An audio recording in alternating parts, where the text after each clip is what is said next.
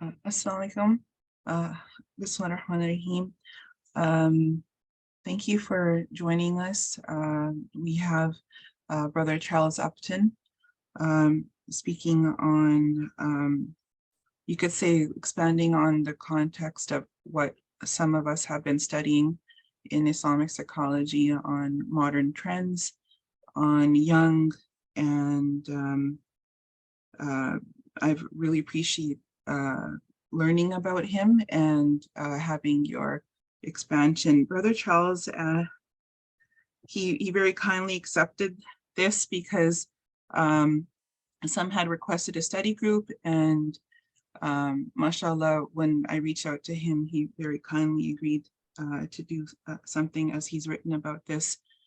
And we were given an article to read that was written by him. Brother Charles has, he's Muslim, he's studied Islam and Sufism, and he's written much from a lived experience of Islam and Sufism. Houston Smith has a quote that I'll share from the back of this book by Charles Upton. Charles Upton is a serious thinker from whom I have learned much. His writings merit close attention. I have particularly benefited from actually several books on psychology, Sufism, and particularly social criticism of the modern world and consequences of the loss of religion, and also mythopoetics and the arts. So without taking too much more time, I'll just ask Brother Charles to introduce himself and begin the lecture. We'll take a break at around 11 o'clock, inshallah, for 10 minutes, and then question and answer after that. Well, assalamu alaikum to everyone. I'm glad to be here. And let's see, I'm going to talk about, first I have to give you a little of my background, which won't take that long. And the name of my lecture is Sufism, is Jung and Islam, but I will not be able to bring these two together or to be able to show the places where they are not compatible or where they are saying fundamentally different things without bringing in Sufism, because basically my whole understanding of Muslim psychology comes from my practice of Sufism. I do not know a great deal about Muslim psychology outside of that context, but I think I can present something which is entirely relevant from a Sufi perspective. So anyway, I have to make a point of saying that, I'm not a psychotherapist. I'm not even an academic. I'm a total amateur. Some people might call me an interloper or a poacher in the realm of the intellect. Well, I have a background as a poet, and that's what poets tend to do.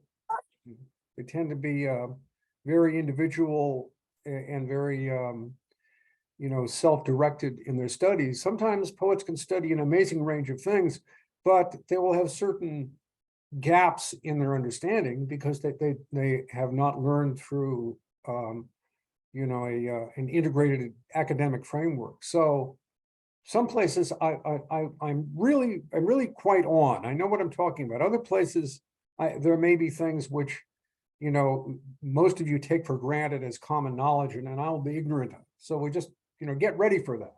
Okay, so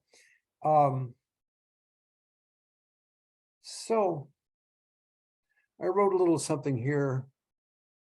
Well, what I'm going to do is, I have some notes here, and every once in a while I have a paragraph that I like, so I'll read that, and then I will comment on what I wrote. So I say here, I am neither a psychotherapist nor an academic. It is for practicing psychotherapists to determine whether or not what I have written is of any use to them in a practical therapeutic context.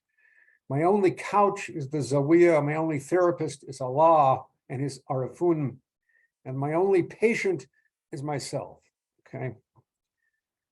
So, well, anyway, I'm 74 years old. I was raised in the Catholic Church when there was such a thing. We have to understand that the Catholic Church, as it has been for 2,000 years, was essentially destroyed in the 1960s. So there are people who grow up today who think they're Catholics, and unfortunately, they're mistaken, largely. This happened through the Second Vatican Council, which I won't go into. But so my entire education is 14 years in Catholic school, from nursery school and kindergarten through grammar school, and 4 years of Catholic high school. And that's my formal education. After that was done, it coincided with the rise of the counterculture in the United States. And so the counterculture course was the next course I took. I was of the right age, and it was very, there was a lot of very interesting art, a lot of very interesting social movements, movements for liberation of Black people, and peace movements against the various wars, against the war in Vietnam in particular. All of it was very interesting. And then you had these things called psychedelics, and you were supposed to, they say, take this pill and you will see God. Well, that was very intriguing. So I went on, a period of quite a few years following what the counterculture had to offer. And what was interesting, that there were teachers coming from all over the world. Some of them rather suspect, some of them mountebanks, some of them outright frauds, but some of them actual, teachers of their various traditions. First came the Hindus, then came the Buddhists, and last of all came the Sufis. So in the 1980s, this is when traditional Sufism was beginning to appear in the West. Before that, we had semi-traditional Sufism created by people like Sufi Sam, who was Samuel Lewis, who was a murid of Hazrat Inayat Khan, who was, coming from a true Chishti Sufi tradition. But, when he got to the West, he was, basically saying we can teach Sufism outside of Islam. This was very big. He taught that. I remember once I phoned up the Sufi Sam's group, the people who are known as, at that point, the Dances of Universal Peace, Sufi dancing. And this is in San Rafael, California, where I used to live. I now live in Kentucky. And I phoned them and I said, you guys, when does Ramadan start? I wasn't a Muslim yet at that time. And they said, look around. Look, does anybody know? Hey, when Ramadan starts? No, nobody knew, so that was the problem. And then you had Idris Shah, who came by, who had some very interesting things to say, but he too was one of the people who was saying, well, Sufism is a method and a body of knowledge that can be separated from Islam. And if there's any value in that, and I don't believe there is, but if there is, it was to appeal to people who couldn't become Muslims right away. There were even some, very legitimate Sufi teachers who thought, well, we'll teach Sufism first, then we will get people interested in Islam. Well, if that was the only way it could be taught, perhaps, but that was very backwards, because there is no Sufism outside of Islam, really. If it's outside of Islam, call it something else. Sufism is integral to Islam, and I believe it goes back to the al-Sufa, the people of the bench, as it's sometimes translated, who were the contemplatives who collected around the Prophet Muhammad, peace and blessings be upon him, and his residence, and all they did is remember God day and night. And I believe the Sufis largely came from that group of people. So anyway, when the counterculture was beginning to wane, I was getting involved in social justice Christianity, what's called social gospel Christianity, with the sanctuary movement for Central American refugees, because the United States was training death squads in places like El Salvador. And we were, supporting the worst dictators in Latin America and creating situations that were driving people to have to flee to the United States. So we figured, since we're partly creating this problem, we have a duty to serve the people whom we have helped drive from their homes. The form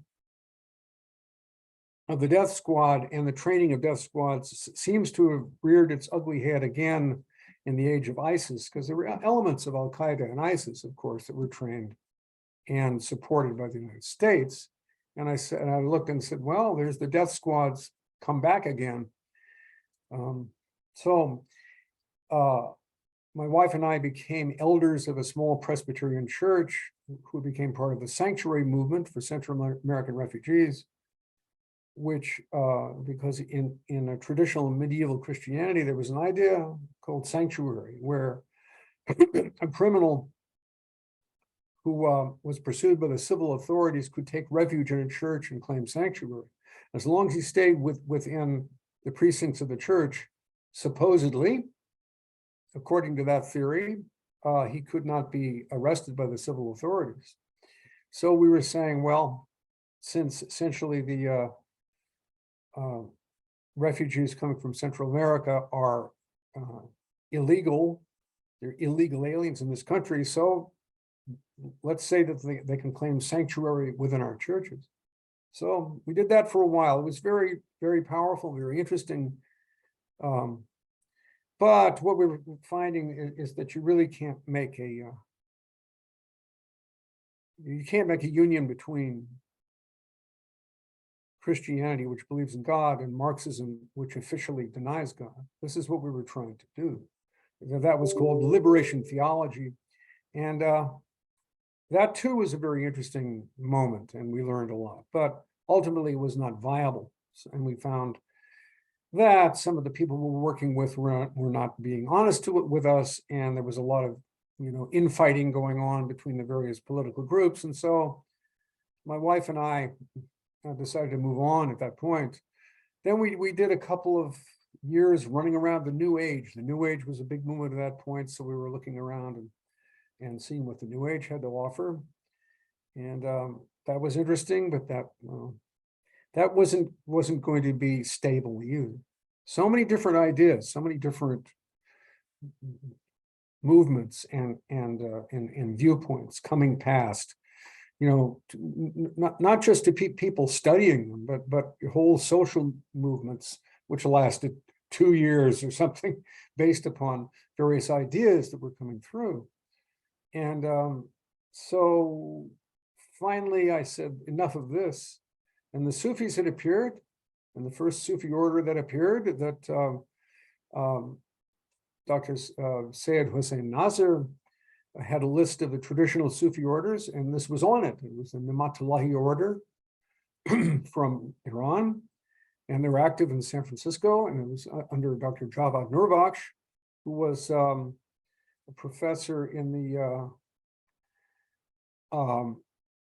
Department of Psychology in the University of Tehran, and also a Sufi sheikh, as it's called by the Iranians. He was the peer of the Ni'matullahi order. So I just joined them and sat there for 20 years, not saying much, just collecting myself after all of the craziness of the counterculture, which included drug use.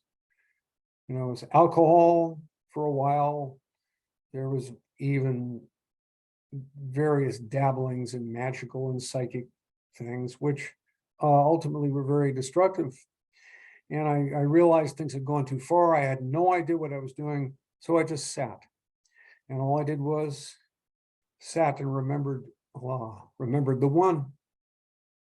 And just slowly let my psyche be collected again, because it had been very disordered and very, going in too many different directions. So, and concurrently with connecting with the Ni'matullahis, my wife Jenny discovered the writings of René Guénon and Fritjof Schuon and the traditionalist or perennialist school were very important to us because they basically gave a higher version of and a more ordered and a more traditional version of what we had discovered in the counterculture was that there were many different religions with very, very powerful teachings and religions capable of producing saints. So perennialism is in many ways problematic. I think it's useful for some people. Some people cannot maintain their faith in God without, accepting the fact they've already seen that other religions than the one they were raised in, whether it be Christianity, Islam, Judaism, have been capable of producing saints. They will read Meister Eckhart from Christianity and saying, well, he's saying the same thing as Ibn al-Arabi in many ways. How did that happen? He may never have heard of Islam except as a strange group of people in the East that were likely to be the enemies of the Christians, knew nothing about Islamic doctrine, and yet he came up with the same teachings as Ibn al-Arabi. So something was going on here. So once you know that, and once you see that wonderful examples of sanctity and wisdom can come out of different traditions, you can't unknow that. Suddenly, you have to deal with that fact. And that's a dangerous fact, because what people very often do at that point is saying, well, all the religions have something to teach. We'll take a part from this religion, part from that religion, we'll put them together and have a bigger picture. And I'm sorry, that does not work. It does not work, because perennialism is not a religion. It's not a revelation sent by Allah. It's a human attempt to make sense of the fact that there's more than one revelation. And some people need it in order to maintain their faith in God. There are other people who touch perennialism and they lose their faith because, they're suddenly the religion which had been absolute to them has become relativized, and it's only part of reality. And then there are other parts, and they go into a chaotic. حبيبتي بالمايكروويف اكلي يلا شو عم تقلي؟ كبش لإلي. I'm now hearing someone speak. Someone, anyway, whatever. So, to me, perennialism, I call myself a minimalist perennialist. All I know, or all I believe, I will say, but I believe I know it, otherwise I wouldn't believe it, is that God has sent more than one true revelation to the human race. And this is confirmed by the Quran, which says, this is Quran 2:62, English translation, verily those who believe and those who are Jews and Christians and Sabians, whoever believes in God in the last day and does righteous good deeds shall have their reward with their Lord. On them shall be no fear, nor shall they grieve. So that I believe. The second question is, can more than one of these revelations be operative at the same time? I believe the answer is yes. I do not believe that Islam abrogated all the earlier religions. I believe it sums up the earlier religions. It's the final revelation. And it has the power to correct some of the errors that have crept into the earlier revelations. And yet it does not abrogate them. Otherwise, the Prophet Muhammad would not have instituted through his covenants with the Christians and Jews and others, mostly with the Christians, the status of protected minorities or protected peoples within Islam, the people of the book. He would have not conceived of something that we call dhimmi status for those religions. He would have said, you must become Muslims because your religions are dead and our religion alone is alive. He did not say that. He said, we will protect you because we recognize that God sent revelations to you as well. And yet now is the time of Islam. This is the final revelation. So you're required to acknowledge me as a prophet.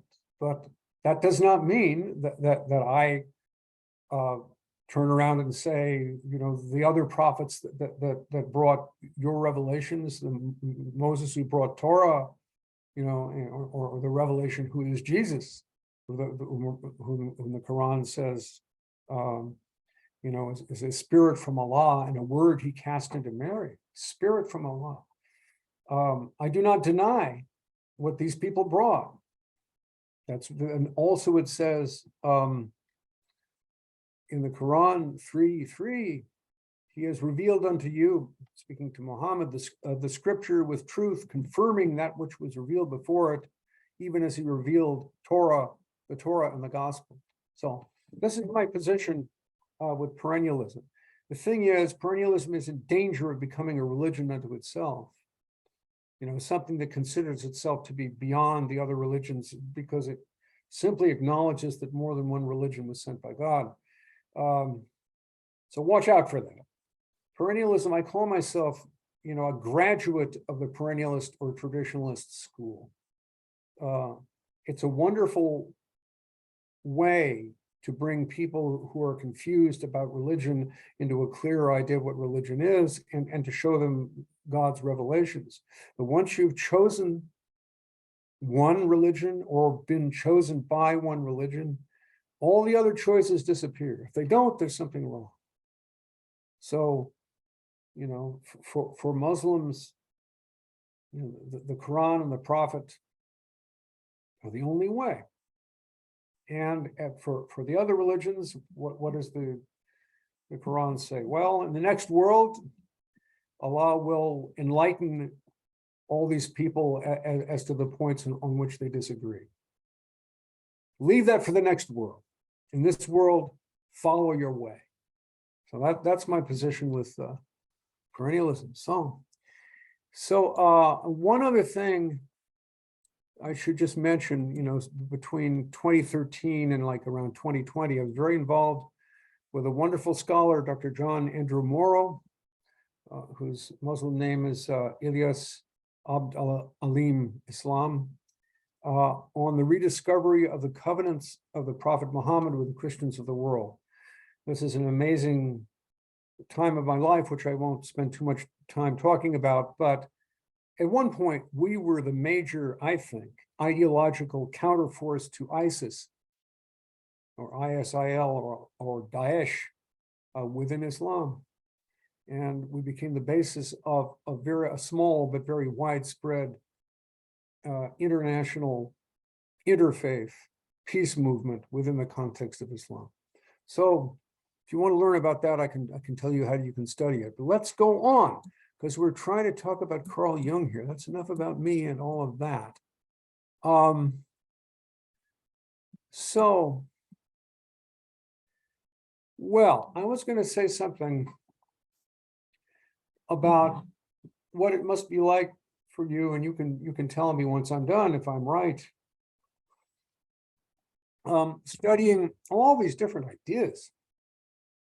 The West seems to have produced so many different systems of thought, a lot of which have no relationship one to another. You know, I mean, you can see some relationship, but they're going in so many different directions. You know, Freud, Darwin, you know, Nietzsche. What's the unity of all these different belief systems, different views? Well, the unity has been gone in the West since medieval Christendom fell. It was, you know, a ghost of it was maintained by the Catholic Church until the 60s, and then that fell. But so what you have in the Western world is a chaos of competing ideas, a lot of which were created by individual, what we call geniuses, but who were extremely eccentric thinkers. I mean, who could be more eccentric than Nietzsche for all the value of what he said in terms of the terrible things that were going to happen in the West, and he was right about it. You know, Heidegger, Darwin talking about natural selection, Freud talking about the unconscious, all of these, what's the unity? Well, there is no unity. There are relationships, but you can't take these fragments and stick them together and come up with a unified idea of reality, or even a unified idea of what Western civilization has produced, because the unity of Western civilization began to be destroyed during the Renaissance, the Reformation, and it's simply been becoming more chaotic ever since. Now, within Christendom, there were many different thinkers, but they all have the same center. You know, they had a center of basic Christian theology and belief in Christ. Even the Platonic tradition of the Greeks was more centered than what happened after the Renaissance in Western Europe. You know, there are great differences between the pre-Socratics, Plato, Aristotle, the Neoplatonics, Plotinus, Iamblichus, all you know, saying, you know, there was a great variation in what they were saying, but there was still a sense of unity. That all of these variations were variations upon a single theme. Whereas after the Renaissance, you know, someone could come along and say, well, I've studied philosophy and I think I'm pretty intelligent and articulate, and I'm going to sit down here and try to figure out what's real all by myself. You know, and some of these people came up with very interesting things, but there was no center to it. There was no unity to it. In Islam, traditionally, there's always been a unity, even with the great differences between the Shia and the Sunnis, or between, you know, the Asherites and the Mutazilites, or, you know, between the, you know, Falsafa on the one hand, Sufism on the other hand, alchemy on the third hand. I mean, there's great variation, but there was unity because the unity was largely based upon the Quran. That was the one truth that everybody agreed upon. And it was, in some sense, the source of everything that became, you know, the many different manifestations of Muslim civilization. You know, that one revelation, which went back to that one prophet, Muhammad, you know, and when he was sitting in his cave in Mount Hira, and he heard the voice of Gabriel and said, recite. It all went back to that one thing. Just like in the West, it all went back to Christ and nothing else. We don't have that now. So we're in a chaos of different ideas. And one of, you know, the people, and a lot of the ideas were attempts to deal with the chaos of Western civilization, culturally and politically and intellectually. So one of the people who did his best to deal with that chaos, even though he was part of it, was Carl Jung.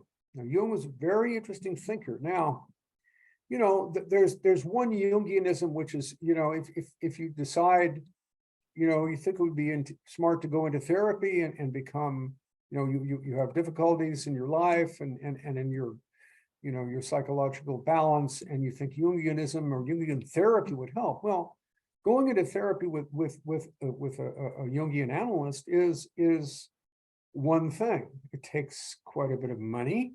It's only for a certain class of people.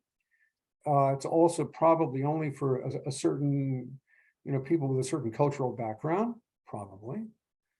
Now, I don't know how, you know, what Jungianism as an actual therapy has, you know, has become within Islam or within Muslims in the West. I have no knowledge of that. But generally speaking, you know, it takes quite a bit of money to go into therapy for years. So Jungianism becomes a philosophy that people who are not necessarily in therapy can still learn a lot from. And one can learn things from Jung. One can learn something from Nietzsche. One can learn a little something from all of these thinkers. I think Darwin and Freud are more wrong than right, but you can even learn something from them.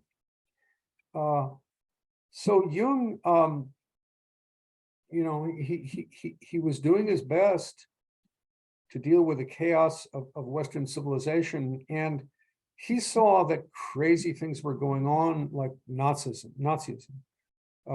That there were collective movements where, which were leading people in very dangerous directions because they were not thinking, they were acting like a herd of wild beasts rather than human beings.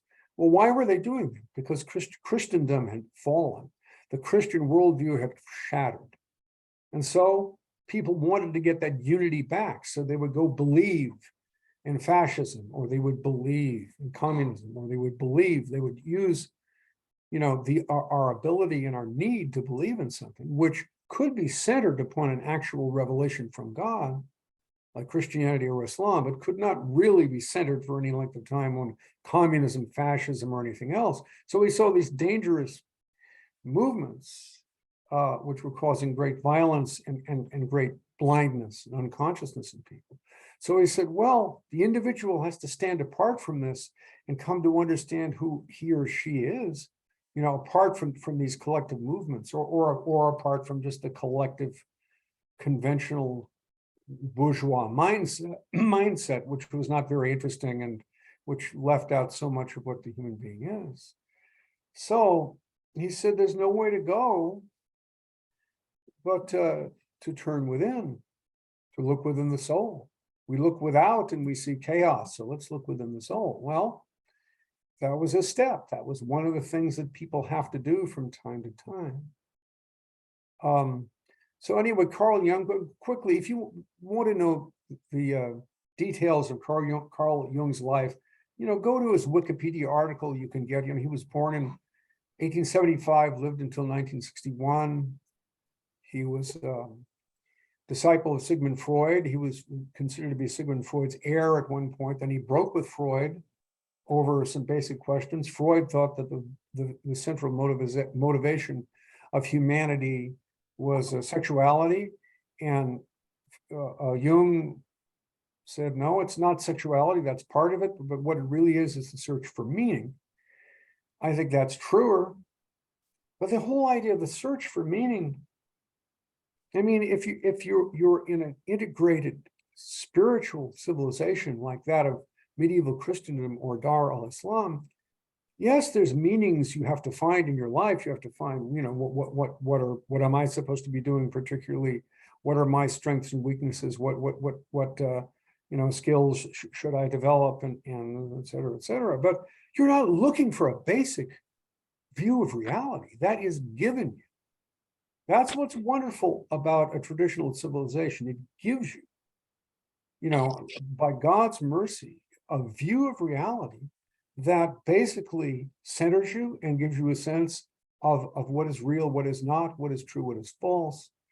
And when that is alive and working, it's wonderful because you don't have to spend half your life or all your life trying to figure out what existence is. You already know that. You can build on that. You can build something, to give shape to your individual life based upon this solid foundation of a shared view of reality. Now, of course, when these views of reality become old and petrified, then they're felt to be, they're like prisons, the same unconsidered,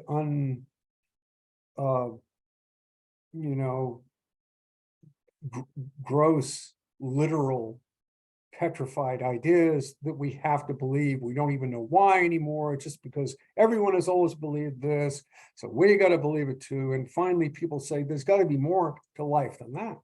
Well, that's when a spiritual civilization becomes old. When it's alive, people don't realize how valuable, at least in the West, how valuable a living spiritual civilization is. Because they've only experienced it, if they've even experienced it at all, they've only experienced it in its decadence. And so they say, well, the individual must strike out on his or her own and find his or her own truth. Well, a tiny percentage of people may be able to come up with something interesting and even valuable for other people if they do that. Most people don't have the time, don't have the resources to reinvent an entire spiritual worldview and cultural worldview on their own, by their own artistic genius. Who can do that? Who's got time for it? And so terrible meaninglessness and nihilism invade society. And these are, of course, the roots of great violence, because when there's no meaning in society, people become insane and they become violent. And they're either violent externally by shooting people, or they're violent to themselves through the use of drugs, whatever, which is the society we find ourselves in now. So anyway, this was beginning to develop in Jung's time. And he was saying, there's got to be some way to find truth in a situation like this. So he said, turn within and consider the soul. Well, that's one of the things you have to do. You always had to do that to some degree, because as it says in the Quran, Allah speaking, he says, I will show them my signs on the horizons, in the outer world, and in their own souls, until they're satisfied that this is the truth. Isn't it enough for you that I am witness over all things? So there was always a need, to look to the outer world of society and to the inner world of the soul. In any spiritual civilization will make both of those possible, and will show the relationship between them, because it will understand that God is the witness, Allah is the witness over all things, both of the psyche and of the world. But anyway, so Jung said we have to look inward, and the various things that he did. Let me see my list here.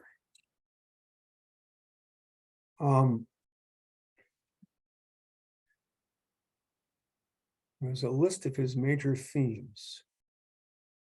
Let me get one.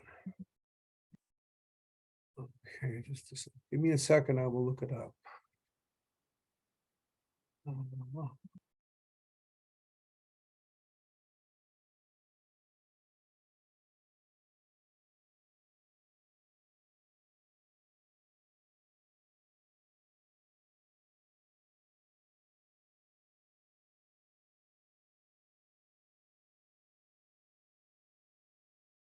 Yeah.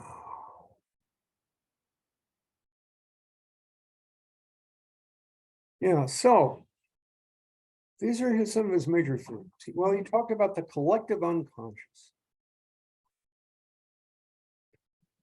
because in his work as a psychiatrist, he and a psychologist and an analyst, he found that people from different walks of life, different experiences, would tend to dream, and dreams were very important to him. Dream interpretation is one of the central methods of Jungianism.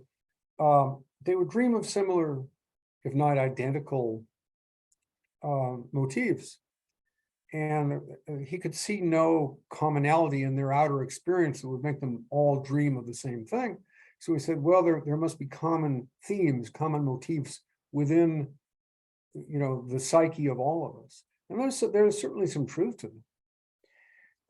So that was what the collective unconscious was. He identified the collective unconscious, though, as the repository in the collective human psyche of past experience of the human race, and even of the forms of life out of which we evolved, supposedly, animal forms of life, millions and millions of years of biological experience left its residues within the collective unconscious, and that's where the archetypes came from. Well, there's a problem with that. Now, the collective unconscious is very much like, and also very different from, what Ibn al-Arabi and others in Islam have called the alam al-mithal, which is the imaginal plane. It's the world, the objective world, from which dreams come. Dreams are individual elements that are drawn from an objective world of the psyche. The imaginal world, which exists between the material world, which we see through our senses, and the higher spiritual world, of the angelic hierarchies, and finally the names of God, and finally Allah. That there's an intermediate world. It's actually pretty much the world of the jinn, that world. But also it's complex. Ibn Arabi believed that the Alam al-Mithal has two levels. One level is close to what Jung was talking about. It's the level of the residues of experience. If you've had experiences, they leave traces within your psyche, memories, et cetera, et cetera. But there's a higher level, which is the manifestation on the psychic plane, on the plane from which dreams come, and from which inner psychological images come. The manifestation on that plane of the names of God, of the eternal aspects of God, what in the West might be called the Platonic ideas, which are eternal realities, which are capable of manifesting on a lower level in the psyche and producing, numinous images, dreams, and a lot of, what goes on in our consciousness, our thoughts. So there's a similarity and a difference between Jung's collective unconscious and Ibn Arabi's Alam al-Mithal. They're similar, but they're not the same. Jung also did things. He emphasized. We've probably all heard the terms extrovert and introvert. Maybe not, but likely we have. People who are more oriented toward the outer world, relating to other people and situations. People who are more oriented to the inner world.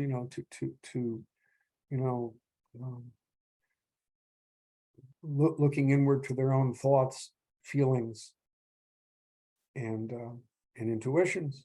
The extroverted types and the introverted types, and all the spectrum in between. Well, Jung essentially came up with that idea. He also says there are 4 psychological functions, which are ways of knowing. Jung's epistemology, that's a term from Western philosophy that means, how do we know? Epistemology is the science of how we know things. So he said, well, people know things through their senses. That's one. They know things through their feelings and through their ability to evaluate things based upon how they feel about them, whether they feel they are right or wholesome, or whether, on the other hand, they are repulsive, feelings. And through thought, which is rationality and logic, and also through intuition, which is a kind of direct knowing of something that can't be limited to any of those other functions. So he said, these are the 4 functions of the human soul. Well, that's all very interesting. This begins to show us that we have an inner life and something about what the inner life is like. And that's valuable coming from anywhere, and it's valuable coming from Jung. He can teach you a lot of them. So anyway, but his major course, his major goal, or his major path, was what he called individuation, which is perhaps a kind of a problematic term. Individuation replaced, in Christianity, the idea was salvation of the soul and sanctity. Purification of the soul, becoming receptive to the will of God. That's the religious way of talking about what the goal of humanity is. Jung's way was individuation, which is analogous but not quite the same. He was saying, as long as we just think in collective terms like everybody else, we're in danger. We have to realize, we have to rise from the unconscious herd mentality and develop an individual standpoint. And this has to do with what he called the realization of the self-archetype. The self-archetype was the center of the psyche as far as he was concerned. What it exactly meant, I don't know. The self archetype is not your ego. It's something deeper than that, something more complete than that. And so anyway, that's what he talked about, you know, as the goal of his therapy, is individuation process. And finally, the realization of the self archetype. So, one on the thought. So, yeah. So we can talk about Jung's way in terms of the archetypes that you encounter. Let's see how much of this you think is of universal application and how much of it is just the ideas of a quirky Westerner who was not operating in any tradition and was trying to use his individual genius to understand reality in a way that may or may not be applicable to anyone else. He's somewhere in between those two poles. But he said, okay, the archetypes. One of the archetypes is the ego. Now, by him, by the ego, he meant your conscious personality. He did not mean necessarily your selfishness, your egotism, your arrogance, your tendency to addiction, you know, all the negative things that we often mean by the word ego. You know, that person's got a big ego, which means we do not like the way he's acting, right? But that is not what he meant. The ego is simply who I think I am. The ego is who I think I am. That's a relatively stable idea of who I think I am.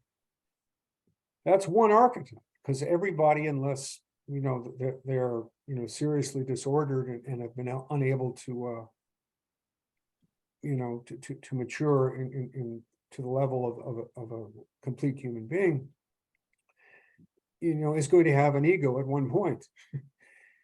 Then there's something he called the persona. The persona is the image I project to other people, who I present myself to be to other people, or what other people see in me, whether or not am I even aware of what they see in me. That's another, you know, persona means mask, it means face. This is the face you present to the world. You may not be fully aware of the face you present to the world. It may be your intent to present a certain face and everybody sees you as much different than the way you think you're presenting yourself. In any case, that whole area of presenting yourself to the world is what he called the persona. Everybody's got one of those, unless they're seriously mentally ill. But then there's something called the shadow. The ego is who we think we are. The persona is who what we present ourselves to be to the world, or what we are in the eyes of the world. But there are things in the psyche that are not included in those two categories. Things that if we were aware of them, we would say, well, that's not me. I don't want to be that, or that's not me at all, or that's not the way I want to be seen. So there's a whole mass of material. Once you've got shadow, once you've got ego and persona more or less in place, much had to be excluded in order to establish those things. So that's the shadow. Very often it's the things that we don't like about ourselves, things we consider to be dangerous or foolish or shameful or whatever. On the other hand, there may be in the shadow very positive elements that we simply haven't understood, you know, to be part of the human makeup, and something that could be turned to good and it could become valuable in the building of our character. So Jung says, you know, the first step is to encounter the shadow. There are things, you know, and how are you going to deal with the shadow? Well, it's very ambiguous. Some of the things in the shadow you will have to always say no to because they're destructive. Some things you will say, well, that's not, you know, that's simply something I haven't been able to deal with yet. But if I could make that part of my character would be expanded and deepened. You know, it's very hard to, you know, be glib about what is what with the shadow, because you have to encounter it, and you're in your struggle to understand yourself, come to terms with it one way or the other. Okay, that's the shadow level. There's a deeper level than that, which is what he called the syzygy, which means the union of opposites. And this is the realm of the anima and the animus. The anima is the feminine aspect of the soul of a man, and the animus is the masculine aspect of the soul of a woman. And at one point, these two tendencies can be seen in the psyche of anyone as opposites, which are struggling to come into union. And when they come into union, that opens the door to the self archetype, which is the center of the psyche. So, okay, this is what Jung talks about. So what does this have to do with Islam? Well, we have to turn to Sufism at this point to answer this question. When we're talking about dealing with the shadow, the way Sufism deals with something one would call the shadow, is analogous to the shadow, is the nafs. The nafs, as you probably know, means the soul, but not in the sense that word is usually used in the West. The soul in the West is usually used in a way that is a bit closer to what the Sufis mean by the heart, al-qalb. They're not exactly the same, but it's when the Christians say, you need to save your soul, it's like when the Sufis say you need to purify your heart. Very similar ideas. But in any case, the lower soul is what in Christianity is called the passions, which is a very interesting idea. We think of passion, nowadays the word passion is used. Well, that's something I'm enthusiastic about. I've got a passion for it. It's great. It's vital. It's living. It means a lot to me. That's not what the medieval Christians meant by the passions. The word passion is related to the word passive. It's just something that happens to you. It's something that's done to you. You're not the agent of it. You're the patient. That's what patient means. The agent is someone who does something. The patient is something is done to. So you're just passive to these forces that you can't control. Anger takes you over, lust takes you over, greed takes you over, and you're just passive. You're being pushed around by these forces. Now, this is very close to what the Sufis mean by the nafs al-amarat bil su, the soul commanding to evil. Very analogous concept. So what happens in Sufism is one encounters not the shadow exactly, but the nafs. Now, in a way, the nafs is like the shadow. I mean, Dr. Nurbach, in one of his books, said the Freudian idea of the id is very much what Sufis mean by the nafs. The id is the passions, the lower impulses that we're often not aware of, but to break into our lives from below and cause us to do things that we would, on later consideration would discover were not a very good idea. Things that can be destructive and hurtful to yourself and to others. So the Sufis, Dr. Nurbach said the nafs is like the id. I would expand that. I would say, Freud had the id, the ego, and the superego. Right? The superego is all our ideals. The ego is our self-concept, pretty much like Jung, and the id is all our lower impulses. Okay. I think those all have to do with the nafs, because the nafs is basically, it also includes and is based upon who you think you are. As if who you think you are is who you really are. It could never be, because we cannot be fully objective about ourselves. Only God knows who we really are. Only Allah knows who we really are. Who Allah knows us to be, that's who we are. Who we think we are is a little fragment of who he knows us to be. It might even be totally false. It's always going to have an element of falsity. So the ego is part of the nafs, and all the ideals we have. Well, the nafs loves, to identify with higher spiritual ideals in order to justify doing whatever it wants, justify even acting out its lowest impulses. If it can spiritualize the passions and say, well, this is not sinful, this is not destructive, this is a manifestation of something higher. The nafs loves to make that to fool us into thinking that our passions are really religious impulses. So, but anyway, in Sufism, encountering the shadow, the equivalent is encountering the nafs. The nafs, though, only appears when you have made a commitment, first to Islam, to follow the Sharia, and secondly, to become constant in the remembrance of God, which we basically do through zikrullah. If you can be constant in the remembrance of God, you will be very clear on what comes in and says, well, I don't want you to remember God. I want you to do something else.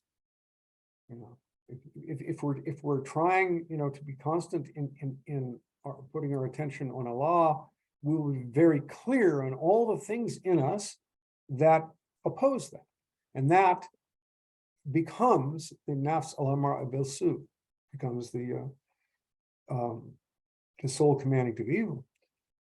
And then there are other levels of the nafs. When we struggle against, the lower soul, the nafs commanding to evil, that's a stage known as the accusing self, or the nafs al-awama, which is basically a troubled conscience. You say, I don't want to be like that, but I can't help myself. But damn it, I don't want to be like that. That's wrong. You go for that for quite a while, And finally, the nafs reaches a stage where it is purified and pacified and becomes like a mirror to the light of Allah and to all of the forms of the names of Allah that are become imprinted upon the soul, through the receptivity of that mirror. That's the goal in the purification of the nafs. So that's this whole process of the purification of the nafs, which you have to start by struggling against it, saying it's the nafs or me. If the nafs is my enemy, and either it will triumph over me and I will be destroyed, or I will triumph over it. You get to a point where you realize, well, that's not going to work, because the very impulse to struggle with the nafs on the basis of your will is also part of the nafs. So then you're going through feeling that there's something wrong in your spiritual life, but you can't really fix it. You can't really deal with it. You have to continually turn to Allah and ask for guidance and help, and then finally, if that process is successful, you will be able to accept that help, accept that guidance, and let Allah act for you, and let Allah subdue the nafs for you. And this is when the nafs becomes the nafs of peace, the nafs al-mutma'inah. So this is the process. But so all of that process is called the greater jihad. The story when Prophet Muhammad was coming back from a battle with his, I forget which battle it was, with his companions, and he said, going back to Mecca, and he says, well, now we're coming from the lesser jihad, the lesser war, to the greater war, the greater jihad. And they said, what is the greater jihad? He says, it's the war against the soul. Well, this whole process of the purification of the nafs is the war against the soul. Now that's how the Sufis deal with what Jung was attempting to deal with in nafs, rather a shadow integration, is through struggle. Nafs and shadow are not entirely equivalent, but they're similar. The thing is, in Jungianism, the shadow is whatever is excluded by your self-concept. And your self-concept may be based on anything. It may be based upon, your success or your aspirations in worldly life. I want to become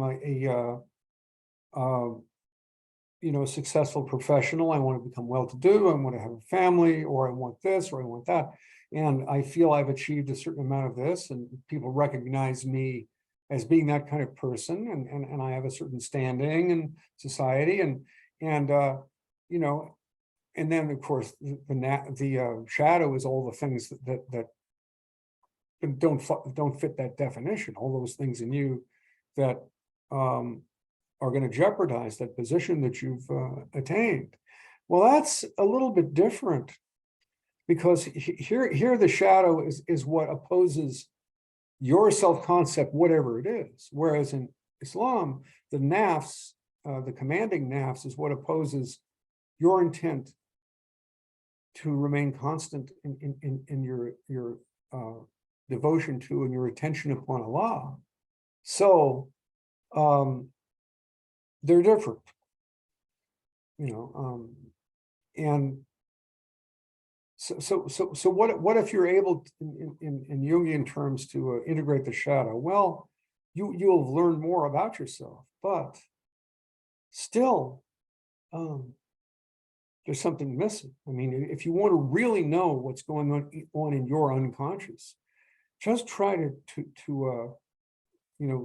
live a constant and a devoted spiritual life. You'll find out just how powerful your unconscious is when it decides that it doesn't want you to do that.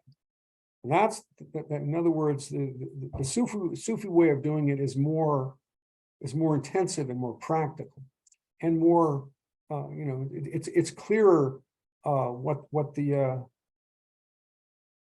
what the alternatives are, and what the consequences are of failure and success, than when you're just saying, well, I just want to learn about all the parts of me that don't fit into my present self-concept. Well, that's important, but it only goes so far. So then, when you get to the level of the anima and the animus, that's a deeper level. What is that? Brother Charles. Yes. Sorry to interrupt you. Please. It's been it's 11:06, and it's a Yes, nap. it is. In an hour. Would it be a natural time to just take a bit of a break,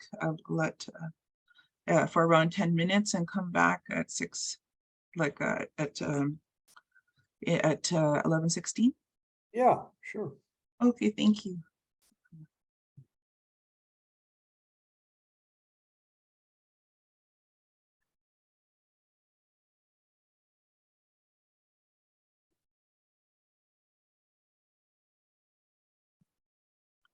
You can take a break too if you like. Okay, well, I'll just drink coffee if you. Okay. Drinking coffee, I don't care. Okay.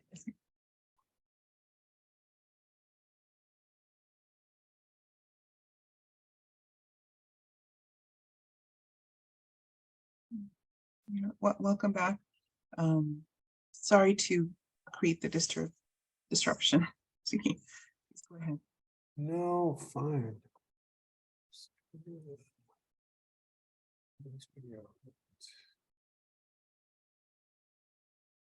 So are we recording again? Yes, we're recording, and there was a question in the chat. You were talking about two worlds, the Alam al-Mithal. Yes. And then I think you had mentioned one of them, and not the second one. So someone, Rafa, had asked. Well, yeah, or the Alam al-Mithal, according to Ibn Arabi, has two levels. One, and this is the level that appears to us in dreams and in mental imagery, and is often expressed in art. And the first level is that of the traces of experience, of our own memories, and perhaps, if we, look at it the way Jung would look at it, the traces of the past experience of the human race. But anyway, these are traces of experience in the world, memories essentially. And the higher level is which also appears in terms of imagery on the psychic level in the Alam al-Mithal, is direct manifestations of the names of God.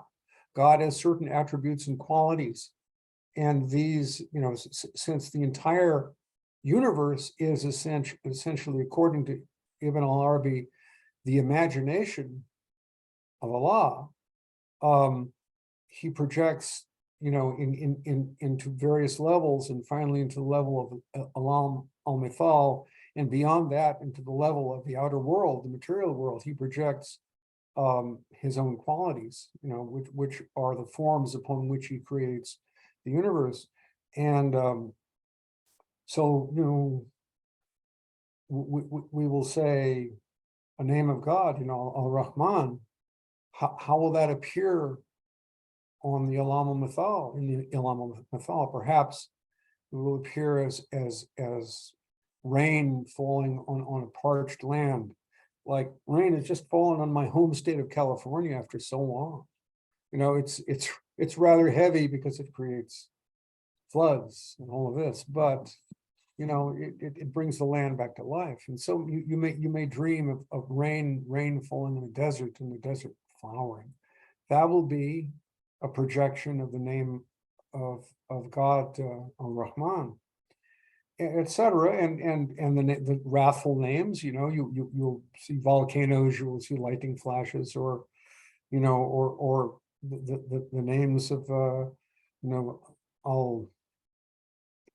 Al-Alim, or Al-Shahid, the names, or Al-Haq, the names of wisdom, the names of truth will appear in forms, perhaps as an ancient sage, who is very wise, or what other forms that your mind can produce to give form to those qualities of Allah. So that those are not just the memories of your experience, or the memories of the experience of the human race. Those are eternal realities within Allah. They're projecting themselves into your mind, and into your dreams, and into your mental imagery. And if you can get to a level where you recognize that those are not your creations, those are gifts to you, or admonishments to you coming from Allah, but they come in terms of images. So, hope that isn't too complicated. Thank you. I think you were speaking about the anima and the animus, and Yeah, I was talking about the three levels of the path, as far as Jung conceives of his path. The first is shadow integration, confronting the shadow. The second is the anima and the animus, the masculine aspect of the psyche of a woman, and the feminine aspect of the psyche of a man. And this appears in the Quran. I forget, the surah and verse, but it says, you are raiment for them, and they are raiment for you. Speaking of men and women, it's as if each are the clothes of the other, which is pretty much what Jung was saying. I mean, the man is dressed in the raiment of a man, in the body of a man, and up to a degree the psyche of a man. But within, there's the feminine wisdom, and likewise, within a woman is the masculine guidance. So, that's alluded to in the Quran as well. So anyway, going back though quickly to the shadow integration, or to the struggle with the nafs. These are some of Rumi's quatrains. This is what he said. Some of his quatrains that have to do with the initial confrontation with the nafs, and the struggle with the nafs, and the greater jihad. So he says, the gold ring in that slave's ear keeps whispering to him, you must listen for nothing but the bright tinkle of gold. He came to me thinking my hands were full of coins, but when no gold appeared, he broke faith with me. Your speech is gold, but your conduct is lead. Now there's the difference between ego persona. Your speech is gold and your conduct is lead. And that's the shadow, This is very much what the surah of the poet says about the problem with being a poet. Poets are those too often who say that which they do not. Okay, your speech is gold, but your conduct is lead. When compared with another, you weigh less than a grain. You're like a horse who's worth less than the saddle on his back. You failed to train your horse to travel the high road. And training the horse is training the nafs. If it were up to you, the tablecloth would never be folded. You're so in love with it, you'd keep it spread forever. Grace hasn't even been said yet, and you're already crying, thank the Lord for that delicious meal. The sun isn't up yet already you're calling for lunch. How long will you be a slave to your lazy lower self? How long will you munch bundles of thorns like a camel, running after a gold coin here and a tasty mouthful there? Oh, unbeliever and the son of an unbeliever, come to religion at last. So that's what Rumi says about the encounter with the nafs, which requires the greater jihad to train that horse.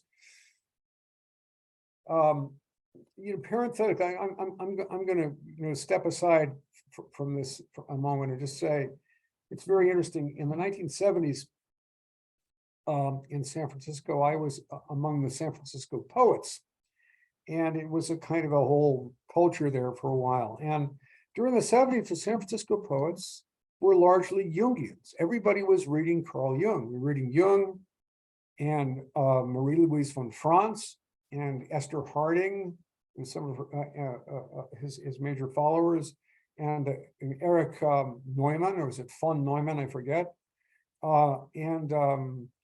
We considered that looking into the unconscious would be very valuable for our poetry, because we could go in there to the collective unconscious or to the Alam Mithal and harvest these images, which we would put into our poetry. And this was called the deep image school of poetry. So everybody was sort of a popular Jungian at that time. Whether this produced real psychic integration and development of character is very uncertain. I don't think it did. So we say there's a limitation of Jungianism simply as a belief system, and it's something that people are interested in on a popular level. People may get more out of it if they're able to go into therapy, which not everybody is, but I can't speak to that because I've never done it. So I'm just parenthetically. So deeper than the level of encountering the shadow or encountering the nafs is the level of the anima or the animus. Now, if you want to think about what the anima is, think of the Taj Mahal.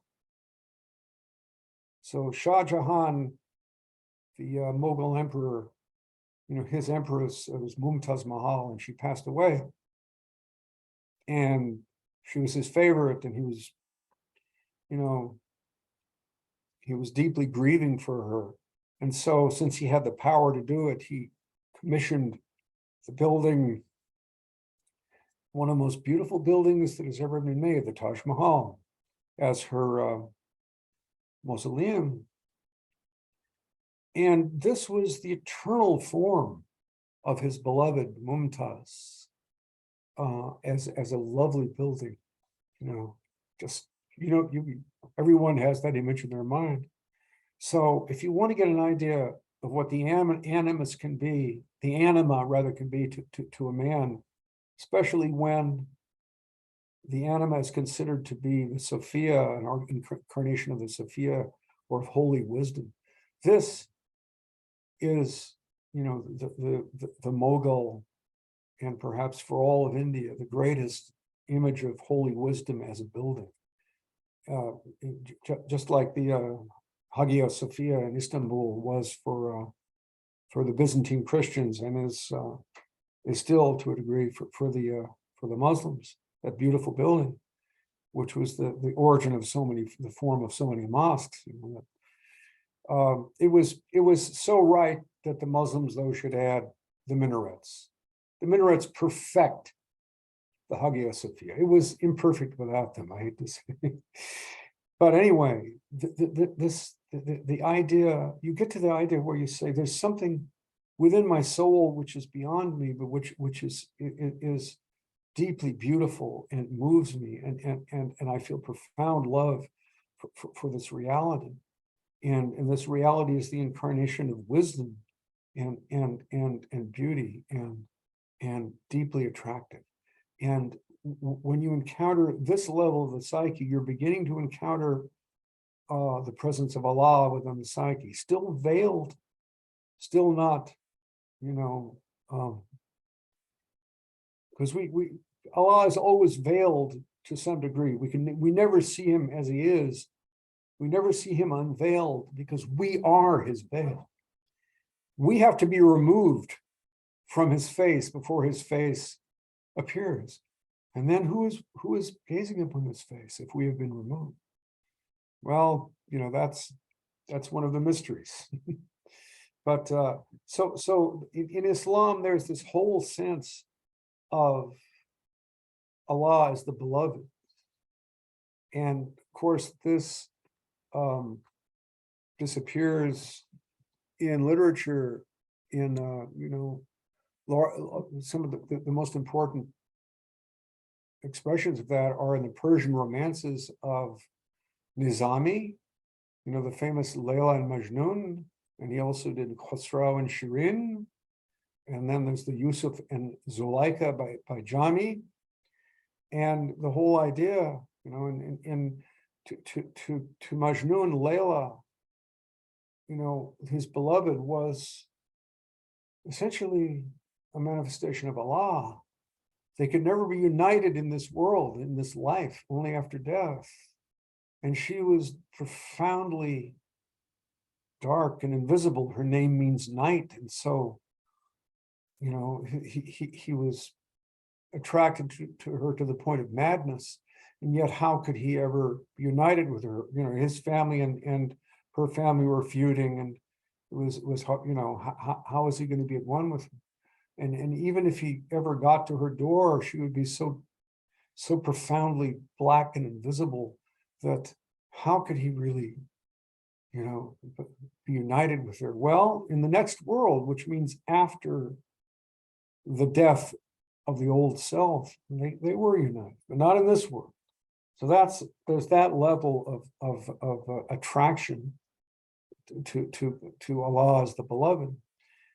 If you want something that talks about the symbolism of that level, it's the first volume of the 15-volume encyclopedia called Sufi Symbolism by Dr. Javad Nurbakhsh.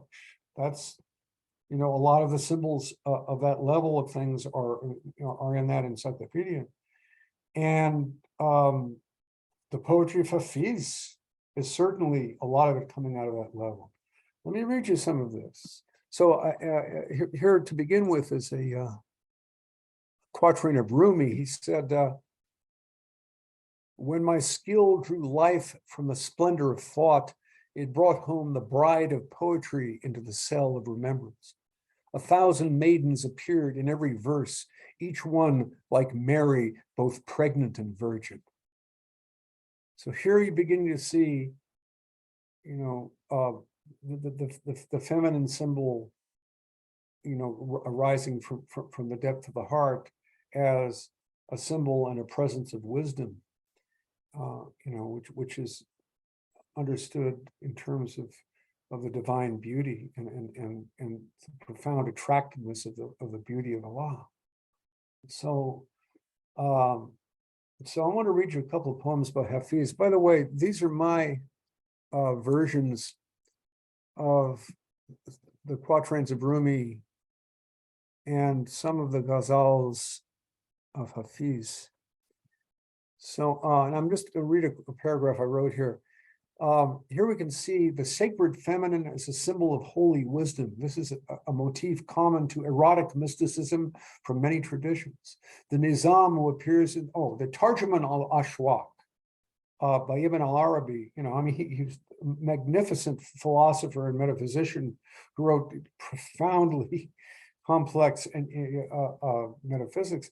And then he wrote this lovely divan of poetry called the Tarjuman al-Ashwaq, or the Interpreter of Ardent Desires, which was inspired by the beautiful daughter of his host in Damascus, Nizam. And he looked at her and he said, she is the very incarnation of wisdom, and so he wrote all these, lovely poems to her. And of course, everybody thought, well, they must be having an affair and all of this. And he said, no. And that's why the interpreter of Art and Desires is an explanation of why these are not simply erotic poems, celebrating an illicit affair with some girl, but they have to do with, the encounter of holy wisdom in the mirror of the feminine. It's exactly the same for Dante with his Beatrice in his Divine Comedy. She was also holy wisdom, the mirror, the mirror of Allah in the form of a woman. Ibn al-Arabi said, whoever has seen a beautiful woman has seen God. Oh, so what is beauty? What is beauty? Beauty is not what we think it is all the time. Some things that are called beautiful by the world are profoundly ugly. If you have good taste, you will see how ugly they are. So anyway, the Nizam who appears in the Tarjuman is just such a symbol of wisdom, as I said, although she was also, like Dante's Beatrice, a real woman. And even more than Rumi, it was Hafiz who was truly centered in the mysteries of romance. Let's see, here are two of his poems. First one says, our peer abandoned the mosque last night and headed for the tavern instead. Now, what should his poor disciples do? How can we face toward the Kaaba when our teacher can't face in any direction at all, except toward the wine master? I suppose we'll have to take up residence in the tavern of the fire worshiper. That must have been our destiny since before the beginning of time. Locked in that lock in the hangman's noose of that dark hair, his heart is happy. The wise would lose their minds if wisdom only knew. One day my heart caught the bird of peace in its snare. Then you let down your hair. Unaware of the trembling of my hand, I let the bird go. When I saw the beauty of your face, suddenly I understood the meaning of a verse of the Quran that had long eluded me. So ever since that night, grace and beauty have been the whole of my exegesis. What has one night of sighs raining like fire? What has the fire of the heart burning in the blackness of one night ever accomplished against the stone of your heart? When the wind ruffled the mass of your hair, the world before me turned black. Passion for that hair of yours, to speak of anything further would dishonor me, shot my sigh like an arrow across the border of the sky. Have mercy on your soul, Hafiz, keep silent. Avoid the arrow of your friends. Since our peer has turned into a drunkard, I will sleep every night in the doorway of his tavern, like Hafiz. Notice that Hafiz now is talking about himself as if he were someone else. He's literally beside himself. Here's the second poem. This is a very famous poem by Hafiz. If that Turk of Shiraz takes my heart, I'll give Bokhara and Samarkand both for the mole on that cheek. Steward, bring out what's left of the wine. In paradise, you will have neither the grassy bank of the Ruknabad nor the rose in Musala's garden. These sweet, teasing workers, the torment of the city, steal patience from the heart, just like the Turks lift tribute from the tray. What does the beloved's beauty need with our own flawed beauty? Loveliness itself requires neither makeup nor rouge, or painted mole, nor penciled eyebrow. When I saw that every day Joseph became more beautiful, I knew that love for him would bring out Zuleika from behind the curtain of virginity. Sing the story of troubadour and wine. Forget trying to catch the mystery of time. No one has ever solved it with all the skill at their command, and you will fail too. You insulted me, and I was happy. Now that you've taken to flattering me, may God Almighty forgive you. Bitter words are more appropriate coming from that red, succulent, sugar-greedy lip. You strung pearls in the thread of the night when you sang that lyric. Maybe if Hafiz sings sweetly enough, the thread will break, scatter the constellation of the Pleiades. So here we have, the reason that, sometimes Sufis are really considered to be heretical and problematic by other Muslims because of metaphors like this. Now, I won't say that Hafiz, never drank actual wine. He might well have been, after all, these people are Persians. What are you going to do? I'm sorry. But, in Sufism, it is recognized that such things as erotic poetry and allusions to wine have everything to do and only to do with spiritual states.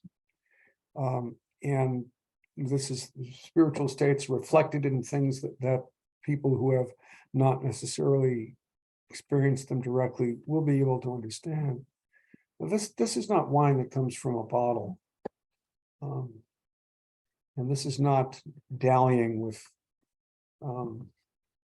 women who are, who are prohibited to you. This is talking about the ravishing beauty of Allah in the inner world. So it's dangerous to come out and talk about it in these terms, but this is what Hafiz did. So, and to a certain degree, Rumi, but Hafiz was the worst. I mean, Dr. Nurbaksh said, well, Hafiz was a poet who happened to be a Sufi, and Rumi was a Sufi who happened to be a poet. So certainly, Rumi is preeminent in that regard, because poets, as it says in the Quran, are those who say that which they do not. And so we have to get beyond the aesthetic level of things. Yet, for a moment, the reflection of the beauty of Allah in outer forms like this, in terms of erotic poetry and the poetry of wine, it has its place for a moment. It's a dangerous moment. Then you got to get beyond it and go to the source. Because after all, what Rumi said about the poetry, he said, as far as I'm concerned, poetry is like tripe. He said, my friends happen to like tripe, so since I'm a good, and hospitable host, I must cook them tripe and serve them tripe. So I have to put my arms up to my elbows in this bowl, this pot of tripe. It's rather distasteful to me, but that's what my guests want. And so, I'm a good host, so I'll give them tripe. We have to understand that about the aesthetic level of things. For a moment, it catches the reflection of the light of the heavens and the earth like nothing else. And then it becomes something that leads astray. So it has to be taken in very small doses. So on the level of the anima and the animus, but let's say in the level of the nafs and the shadow, we're dealing with the majesty of God, with al-jalal. We're dealing with difficulty and conflict and suffering, and then the need to be hard on ourselves. Up to, you can't be too hard on yourself, but you got to be hard on yourself from time to time. Then the level, the anima and the animus is all Jamal, the beauty of God. The first, the nafs and the shadow, is a bit like Islam. It has to do with the will, it has to do with obedience. The level, the anima and the animus is like iman, it's like faith. This is when the heart begins to be engaged on the feeling level, and the love of Allah. Because there's no faith in Allah without love for you, without feeling his love for you. Where else could faith come from? But then the deeper level is the level that Jung called the realization of the self archetype. And I think the self archetype is what the Sufis call the heart. And the heart is not just the seat of emotion, it's the seat of the direct experience of Allah on all levels.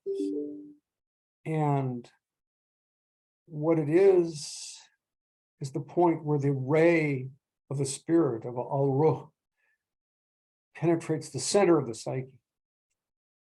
And until we've realized the heart, we cannot have a stable consciousness of Allah. We have to come to our own center and to our own unity before we can witness the unity of God. In the Prophet's night journey, when he flew, you know, as it said, whether in the body or the spirit, I don't know, but he flew from Mecca to Jerusalem. You know, this is the symbol of coming to the center, coming to the rock. You know, this is the realization of the heart. This is the finding of the heart. You know, coming from the periphery of the psyche to the center of the psyche, where the unity of your psyche is seen to be a reflection of the unity of God. And then the night journey is rising along the ray of the spirit, the ray of the ruh.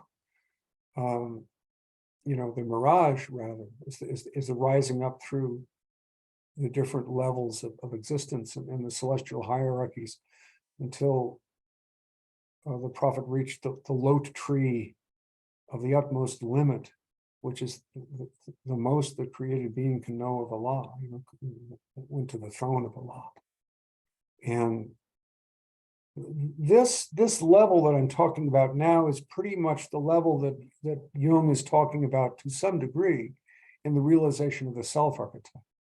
The self is the essence of who I am, but it's beyond who I am. He was not entirely clear on what that was because he did not have any metaphysic. He was coming more from what he just discovered in looking into his psyche and into the psyches of others that he was attempting to help and seeing what was going on. And this is what he saw.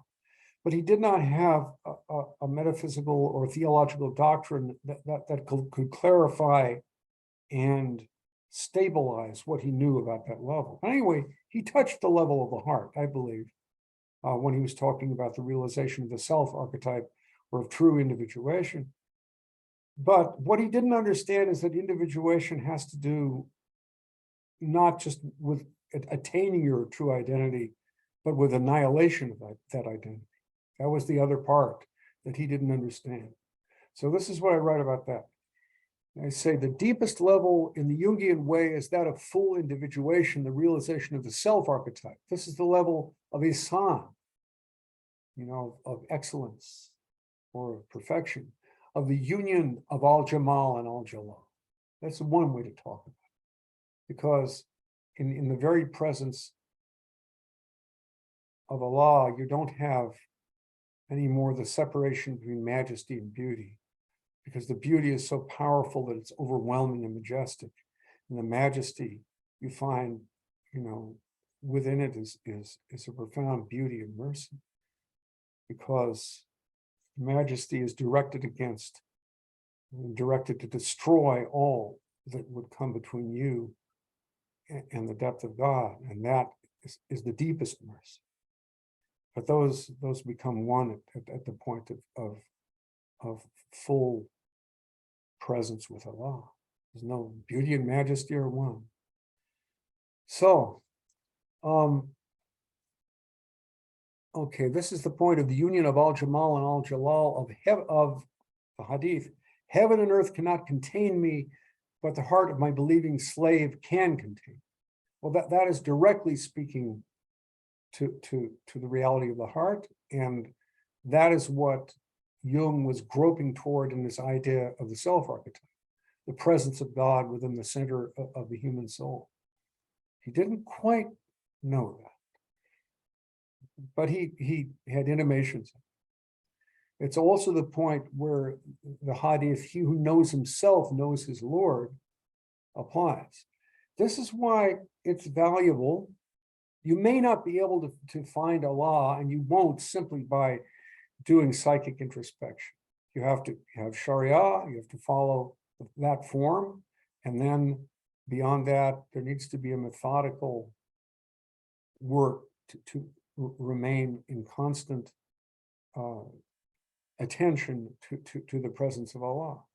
You know, there has to be zikr Allah. So Jung did not have those resources.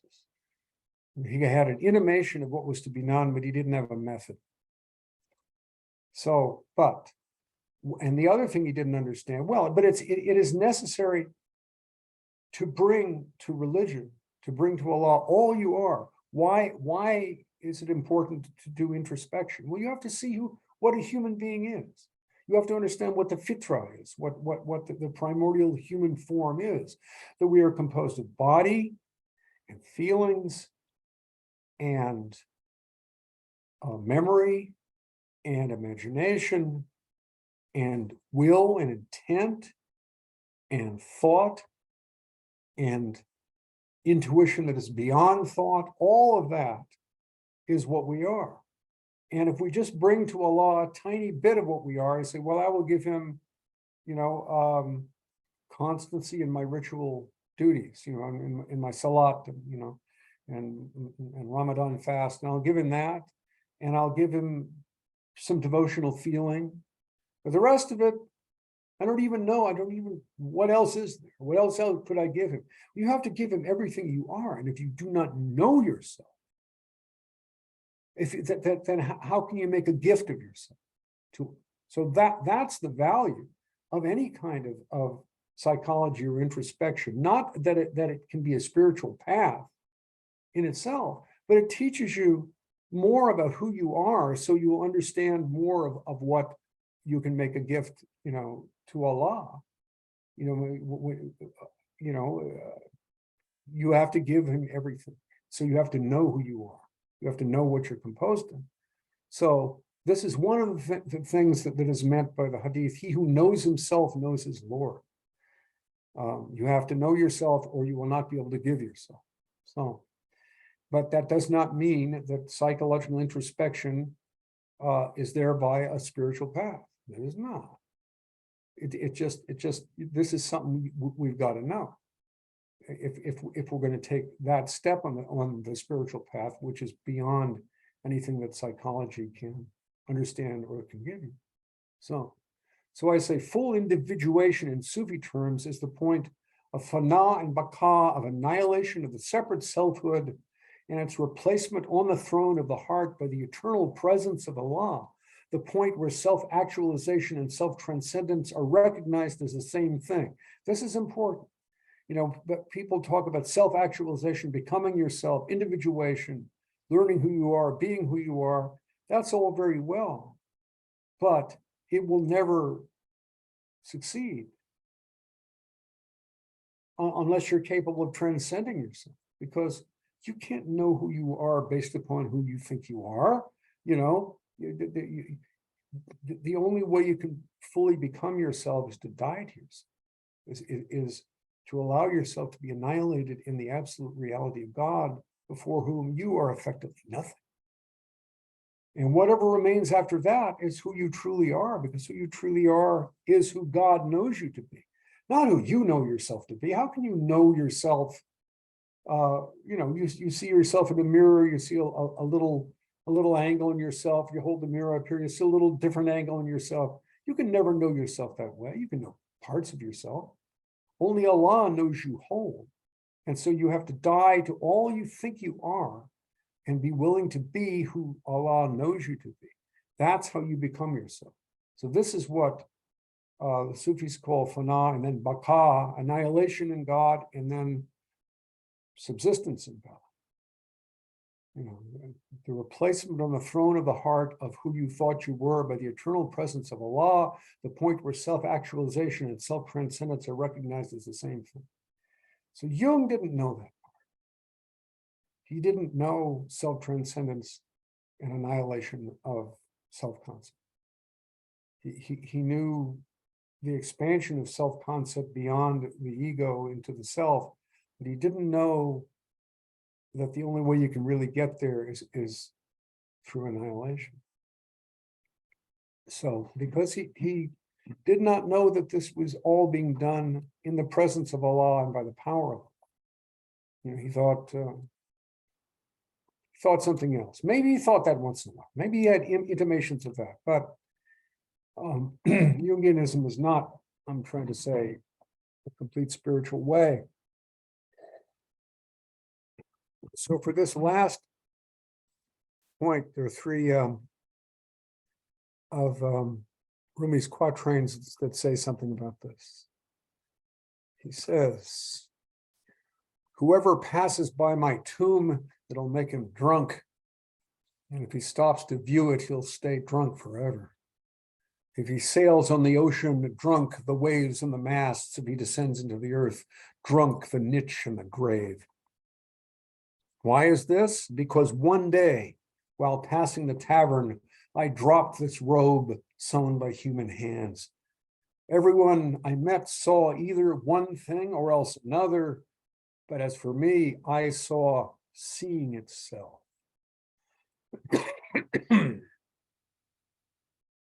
My soul and yours, he's speaking to Allah, my soul and yours are one in essence, one, our appearance one, our inner secrets also one.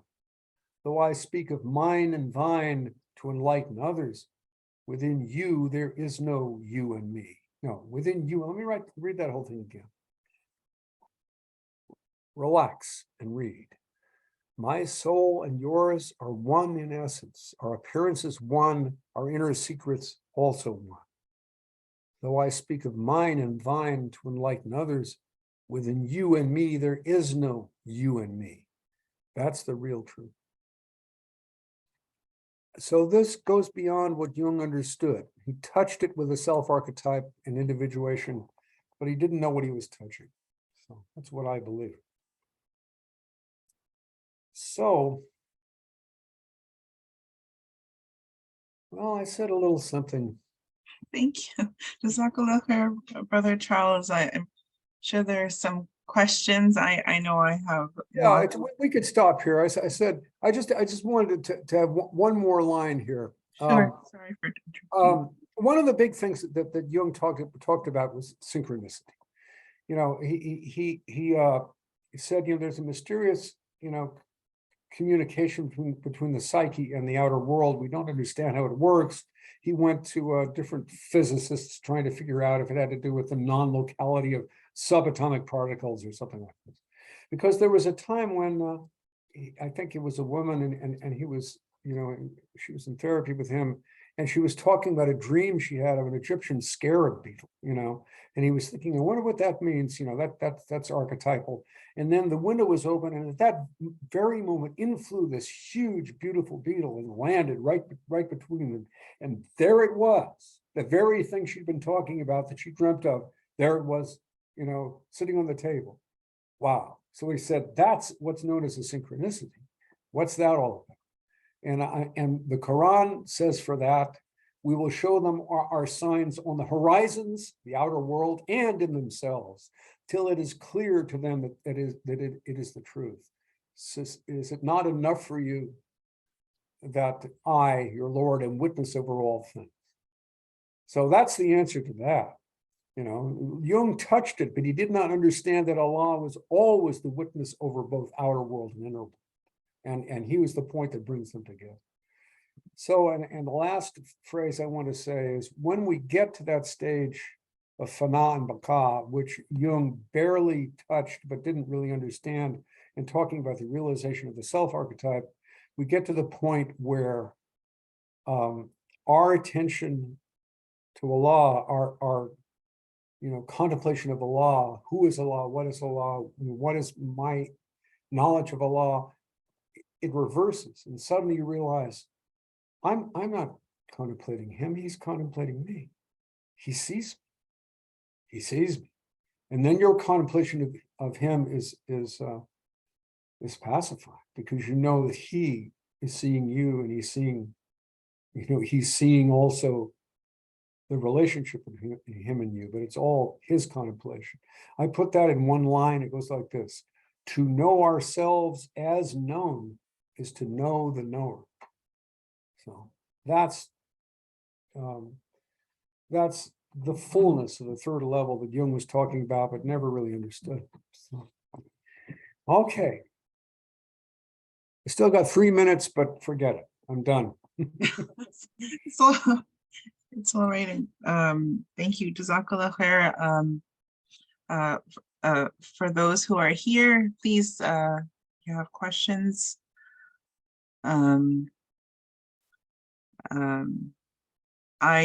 One thing that strikes me about your books and your writings, especially on the Day and Night on the Sufi Path, is you yourself, you write poetry, mashallah, and it's a gift, and I wonder why it is that we switch over to poetry, or like Rumi needed to write poetry, and the philosophers needed to write poetry. Yeah, well, that's very common in Sufi writing. I mean, someone like Iraqi, for example, will write, a paragraph, sort of a muzakara, a meditation on a spiritual theme, and then he will epitomize it in, like a quatrain of poetry. I don't know. It's like, and actually the Bible is like that. We don't usually see it because it's all printed as prose, but there's some Bibles that show the same form, that suddenly they'll go into verse form because it's recognized that this is is actually written as verse. I don't know. Poetry is, it is the essentialized language, and suddenly there's a point where thinking, feeling, and intuition, and even the sense of inner imagery, sense, all become one. There's a single faculty is speaking. When you speak in poetry, not to say poetry can't be more one or more the other, but the different faculties come together, and it's so much of it. It's very interesting, to write, an essay in a discursive language, and then, to make an epitome of it, to bring it all to an essence in a poem. And then you look at the poem and you can start to do an exegesis, a tafsir of that poem. And then you've got another essay, it's an interesting way, I think the deepest spiritual writing is always like that.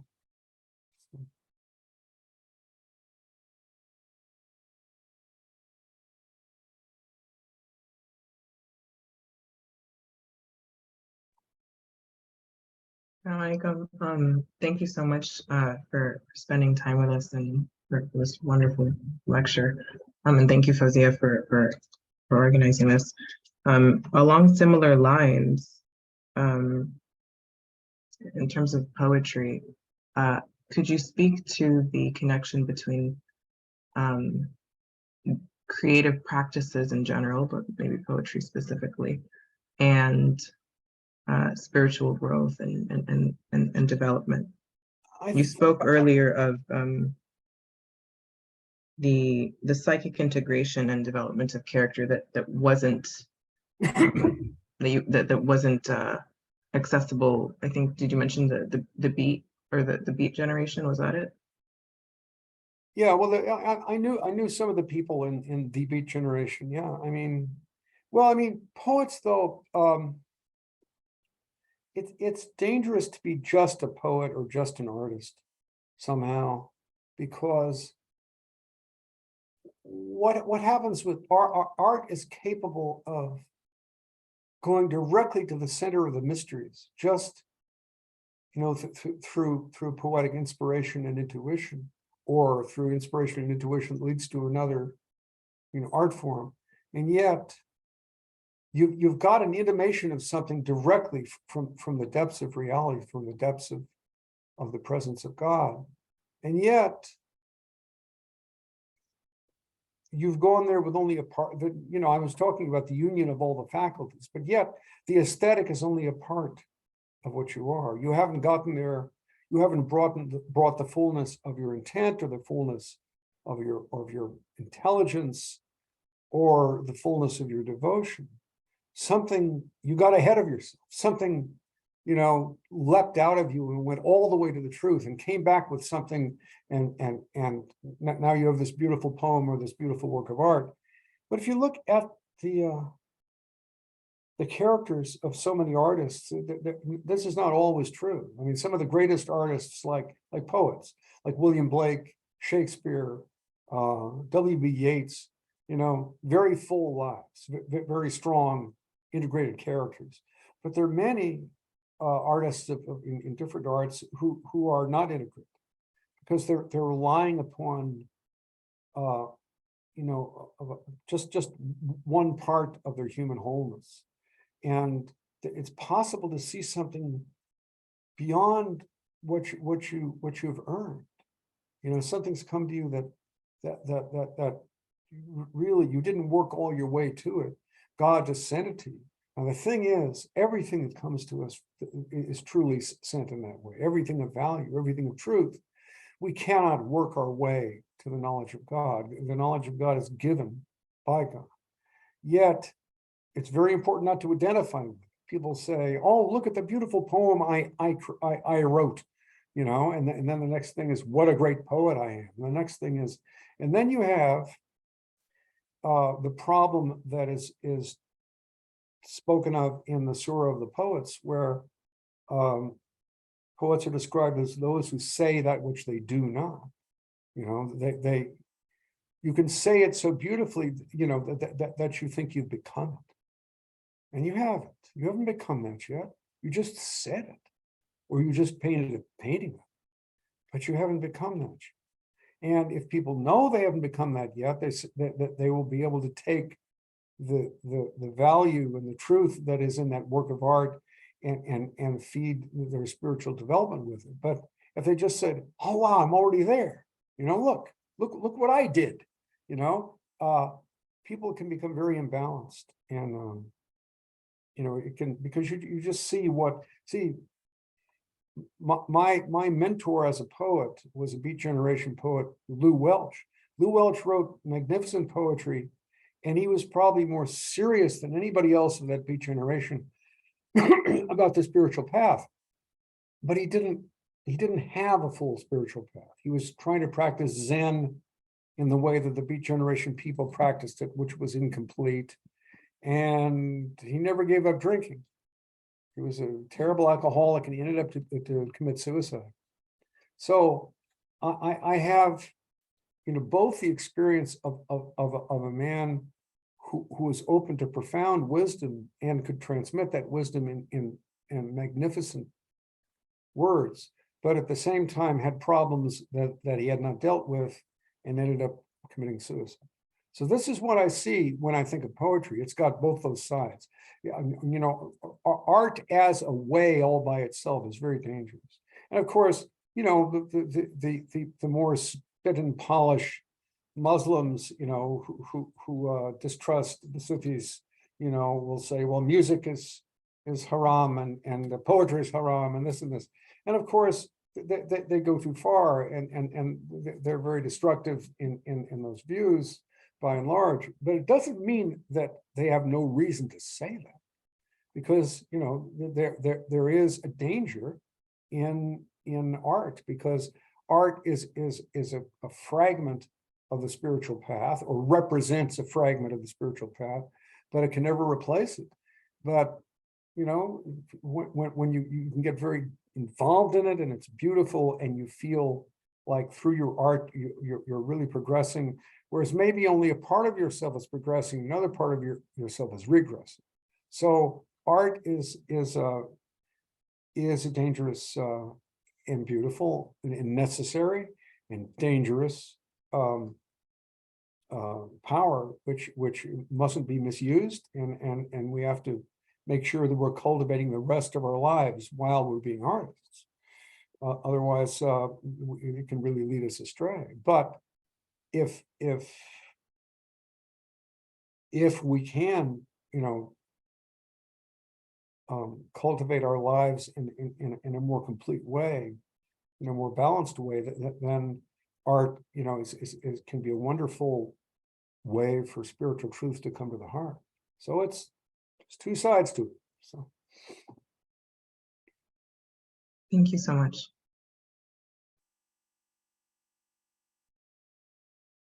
Are there any more questions?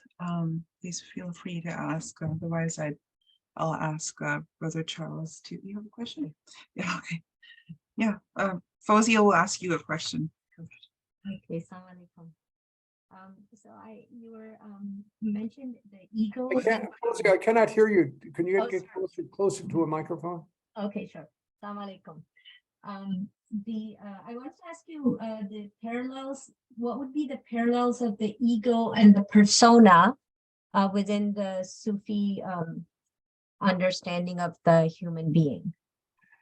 Well, I mean, there are aspects of the nafs. I mean, probably the central aspect of the nafs is who you think you are. And but it of course also includes a lot of unconscious impulses, which only become conscious when they come up and make you do something that you wish you hadn't done, initially. So the nafs is a vast field, but certainly, an element of the nafs is who you think you are. And in fact, the annihilation of who you think you are and its replacement by who Allah knows you are, is a way of talking about the final stage of the Sufi path. So you'd say that, the ego is perhaps in some ways the essence of the nafs, because the self-concept, without the self-concept, I don't believe that the passions, that the dark impulses, have any way to really affect you. Now, the thing is, you have to develop a self-concept first. If you're someone who, is mentally or emotionally defective or damaged to the point where you never develop a clear self-concept, you can't say that this means that you're transcending the nafs.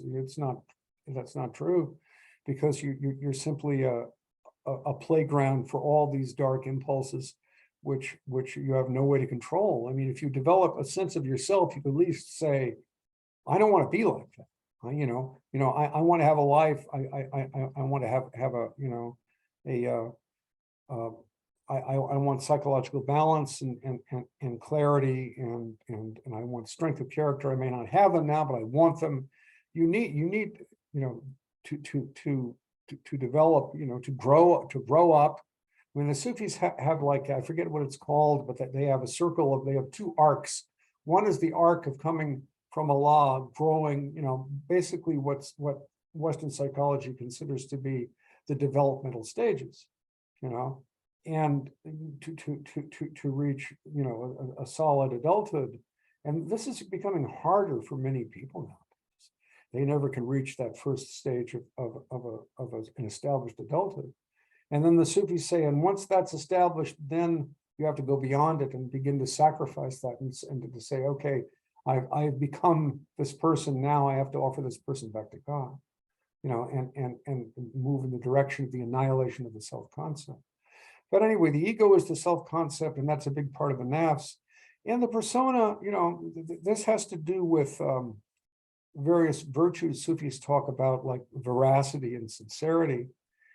If you have the virtue of veracity, that means, you are who you present yourself to be. You don't have either deliberately through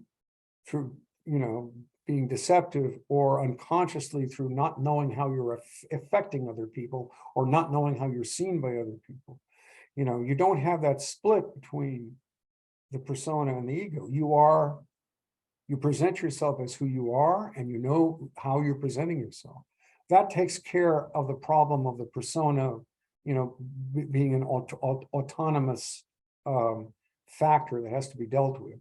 You simply are who you are, and you present yourself as you actually are, and that is the virtue of veracity. So this takes care of that problem, because all of these things that have to do with your separate limited identity, as other than Allah, are elements of the nafs. So that's how the persona is dealt with. And then, how in the presence of Allah, there are moments when his presence is so powerful that you truly forget yourself. You know, there's nothing anywhere in existence but the presence of Allah. You know, and this will come, you know, intermittently and imperfectly. And if this were simply to take over while you still need to be someone, you still need your ego, you could become mentally imbalanced. So Allah will give you this in little doses. So wait, there was only Allah, where was me? And then you come back, and because you still need to be yourself, you know, and you still need a self-concept.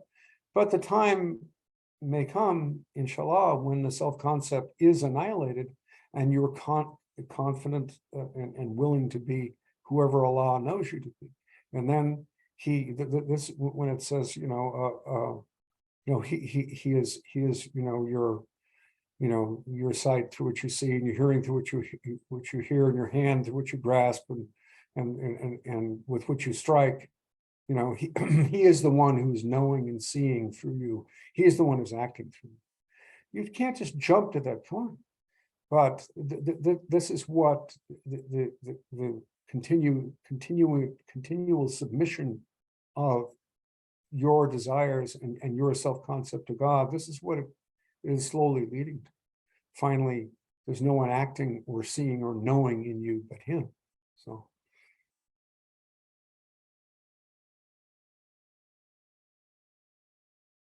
Yeah, thank you. Jazakallah khair. Thank you. Yeah, Fawzia is saying thank you. The other Fawzia. Brother Ali, if you wanted to ask a question, you could ask a question if you have one. I saw you pop back in. Otherwise, if everyone's all right and you're all right, CD, thank you so much for having this session. And so if there's no other questions, I'll kindly ask you to do a closing dua, and maybe if you're open to any future sessions on other subjects. Well, it's, you know, just I have some other things I could talk about, I guess. Inshallah. Well, so all these ideas, yes, it's valuable to learn, you know, what these concepts are that are bouncing around in Western civilization now that we don't know who the hell we are, or where the hell we're going, or even if we will survive. These are attempts on the part of a decentered, a centerless civilization to find fragments of truth. And some of the fragments are valuable and real, but I don't think you can have any stable view of anything unless you believe in God. You know, people used to, you know, there used to be a thing called secular humanism, where this is when old-fashioned liberalism was strong. Old-fashioned liberalism was liberal, would say, and religion too has a place because it helps people be good and it gives people, you know, solace and you know, and that's good too. You know, we can have churches.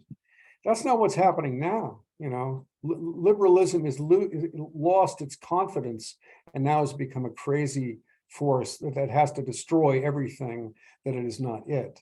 So it's no longer liberal. You know, that's what happened. And but there used to be something called secular humanism. I'm sure you've heard of that, where people would say, well, you know, I don't think you need all this religious hocus pocus to be just a good human being, a good, honest, honorable human being that cares about other human beings and cares about the you know, life and it's a basic morality just because we're human, you know. And there are people used to say religion is not necessary for to be a good human being, and it was plausible for a while. There were some people like that, you know, who really didn't believe in God, but had left over from Christian civilization, which was disappearing, a sense of morality, a sense of honor, And they didn't realize that's where it came from. They thought that that's just what it is to be a human being. But as Christianity, gets further and further marginalized in the West, and as people get crazier and crazier, you find maybe it was true that you couldn't be a good human being without believing in God. And of course, the problem is there are now a lot of crazy people who believe in God and are doing evil in his name, among Muslims, among Christians, among everybody. Because, now Christianity, when I was growing up, that was a Christian nation. It was the major civic religion, you have a Christian minister who would give the blessing to Congress when it would open, because everybody was Christian. Why not? And that's not the way it is now. Now the Christians are so threatened. Some of them are so threatened by having lost that position that they become. You hear Christian nationalism. Well, we need to secede some part of the United States from the rest. Maybe Idaho should secede and become a purely Christian state. And we'll have Christian nationalism, so we can once again be the what we were just without any effort, like 40 years ago. So in other words, saying that you believe in God is not enough to make you a good person. Jesus said that. He said, "Not everyone who says unto me, Lord, Lord, will enter the kingdom of heaven."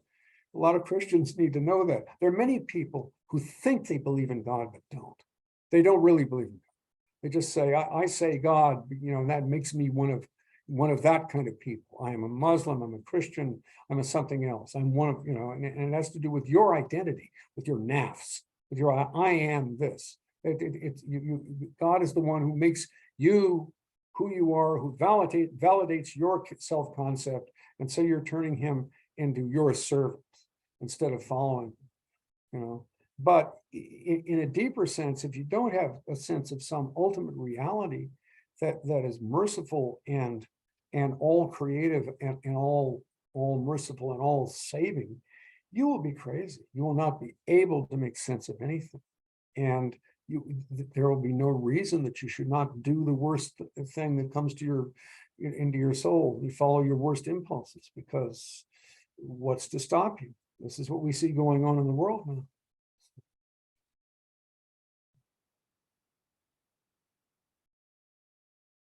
Hala, you wanted to ask something? Please go ahead, and then Yeah, see if you can close it after that, if you like. I don't want to. It's been a lot of your time. And yeah. I've already asked a question, so if anyone else would like to ask a question. No? Okay. I'm still thinking of your answer to my earlier question around poetry and art and danger. I don't know if I can call myself a poet, but I certainly try to put words together, string some words together. I was wondering if you had, my first question is if you had any advice for someone who aspires to use art or poetry more specifically, safely and not dangerously. And then secondly, if you could maybe comment on that connection between Allah as creator and the artist as creative. Well, the second part of your question was dealt with by Dante Alighieri in the Christian world, and he said the artist imitates God's way of creating. There's in I guess this is Christian scholastic philosophy. You have natura naturans and natura naturata. Natura naturata is natured, having become what it appears to be. Nature already formed. Whereas natura naturans is nature naturing.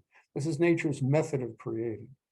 And this is what he said. So how do we create like God does? Well, we can't make ourselves second gods and try to do what he did. We have to understand that all creativity comes from him. He is the one who creates. He is the creator. We're not creators. But how do we receive his creative impulse? How do we listen? I mean, for a poet has to listen, to the poem being born within his or her soul. You have to listen. It's a mysterious thing because on a certain level, you have to take full responsibility for it. You have to say, this is what I mean to say. I'm saying it, and I really mean it. And I will sink or swim or live or die based upon saying it this way and no other, because this is what I mean. And that's half of it. The other half is, but all meaning has already been created and given by Allah. It's all there. When you say, this is what I mean, and I'm speaking on my own responsibility, you have to realize that you have received something in that moment from the hand of Allah, and it's your responsibility to receive it and to treat it with the respect that it is due. And that's the part of you that says, this is what I need to say. You're not making it up. We don't make up anything. Everything is given. Everything is given by Allah. Now, how do we know that? How do we feel that? Anybody who's a lyric poet who writes by inspiration, I don't mean necessarily just, exalted inspiration, but who writes, some words are born in your mind and you say, where do those come from? If you can recognize that they came from Allah, and ultimately, and they're going to come through a lot of filters. They may be some very strange words, that you would not think Allah would say. But what's happening is you are translating and filtering something that ultimately came from him and is coming from him.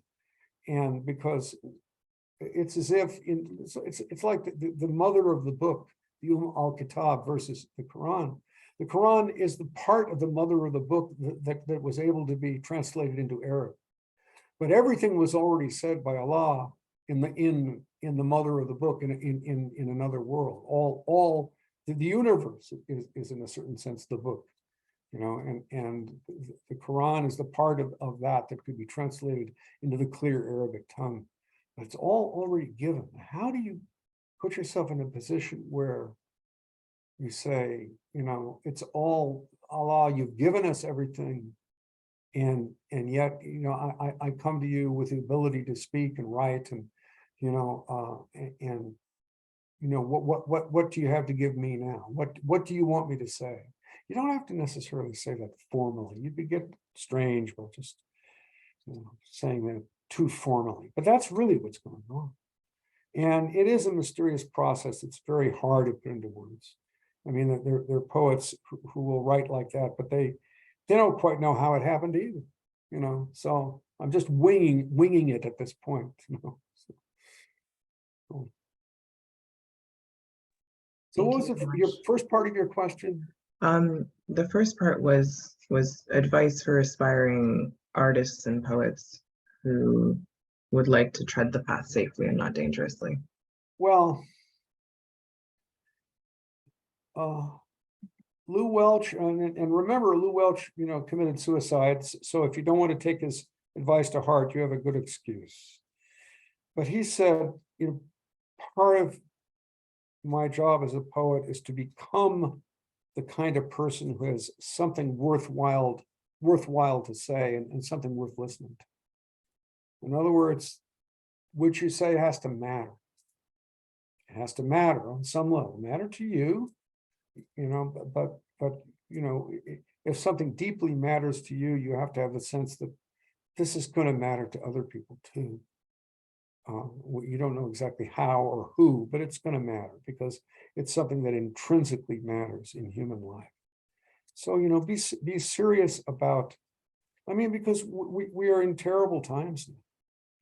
And, what words can confront the terror of the times and can possibly be helpful to you and to other people? What matters? So many people write poetry. They think you can just, play with words and make an interesting structure. Well, playing with words and making interesting structures is good practice, because that gives you the skills that you will need when something really important comes to be said. Then you'll be able to say it, because it's like the difference between doing your piano exercises and then having a real inspiration for a beautiful piece of music that comes to you.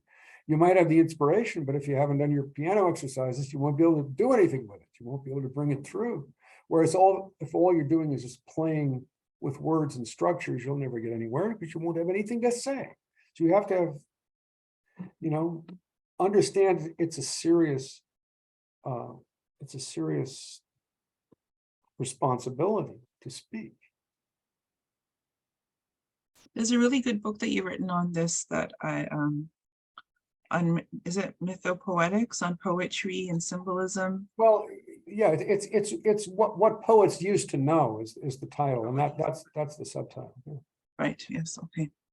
Well, I'm going to help close it, because I have still a lot of questions, but inshallah, there'll be other, I'm going to save them for other opportunities. And Jazakallah khair, thank you so much, Brother Charles, again for this. And it's been very enriching. I feel like there's been many different separate threads that have come together, because the content can be very intellectual. And I really appreciate actually the artistic component as well. As long as all your experience. You need that to moisten it, and it makes things cohere more on more levels. One thing I want to end by saying, you study Jung, just understand it's all about trying to see what's going on in you and the different levels and things that are going on in you. It's not necessarily going to save your soul or be a spiritual path, but Jung,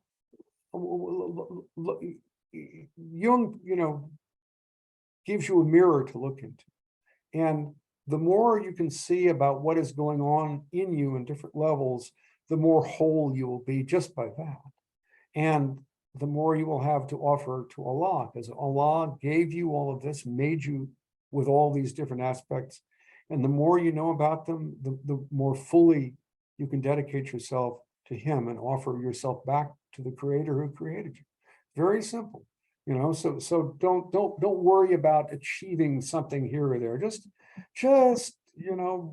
read what they say and say, that's interesting, and I can kind of see that. You don't have to, it's not a religion, right? But it will give you another view of things that might be useful. Inshallah. Okay. Jazakallah khair, and thank you everyone for attending. I'll share the recording. Assalamu alaikum fi man Allah. Wa alaikum salam.